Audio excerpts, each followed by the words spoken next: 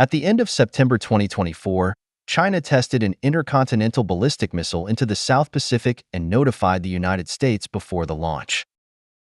On the one hand, it was to avoid misjudgment between nuclear powers, and on the other hand, it was also to demonstrate to the United States, let the United States watch the live broadcast throughout the process and experience China's nuclear deterrence capabilities. China launched the DF-31G, not the more advanced DF-41, but the missile crossed the vast Pacific Ocean and accurately hit the intended target. The U.S. military then said that China's operating procedures were very professional.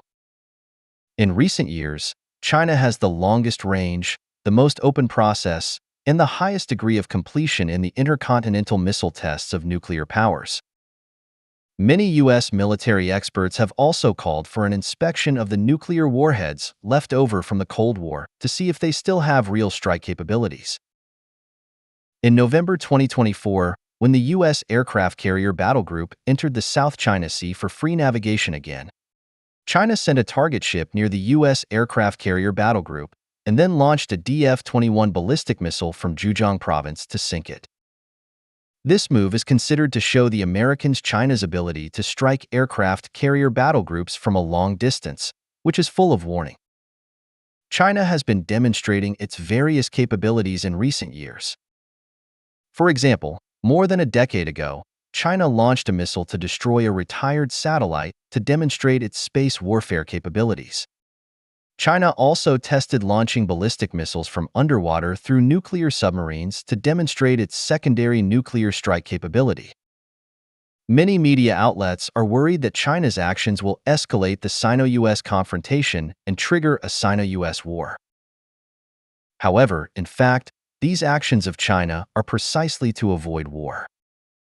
Because since the Korean War and the Vietnam War, the Americans have almost always won overwhelming victories in wars, which makes the Americans extremely confident in their military capabilities, and they will fight anyone they don't like. Especially after the disintegration of the Soviet Union, the United States launched wars everywhere and completely ignored the United Nations and other world powers. The high confidence of Americans comes from the highly developed military technology of the United States and its strong industrial production capacity. The American people have also formed a stereotype that no one in the world can engage in military confrontation with the United States. However, what Americans don't know is that China has risen rapidly in the past 20 years. China's industrial production capacity far exceeds that of the United States. The U.S. military is only a stock advantage. China is commissioning a large number of new ships and fighter jets every year. The United States has GPS, and China has Beidou. The United States has a triad of nuclear strike capabilities, and so does China. And China's hypersonic missile technology is more advanced than that of the United States. The United States relies on its 11 aircraft carrier battle groups to freely sail in China's coastal waters and interfere in Taiwan's affairs. If China does not show its strike means to the United States, the U.S. military will misjudge its own strength and continue to show off its power, which will make it easier to trigger a war.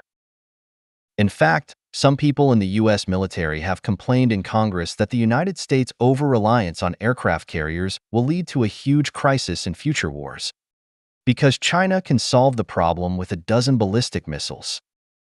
Such a statement is certainly exaggerated, but it also reflects that China's deterrence has indeed played a role. During the Cold War, the United States and the Soviet Union always avoided direct conflict by constantly demonstrating force. If either side lags behind in strike capability, the other side may take risks and start a war. Today, China continues to demonstrate its military strike means to warn the United States not to act rashly and not to treat China as a second or third-rate small and medium-sized country. The Americans are engaged in trade wars and technology wars, and the Chinese are facing them head-on. If they cannot compete with China in trade and technology and want to use force to solve the problem, they should also consider whether they are strong enough.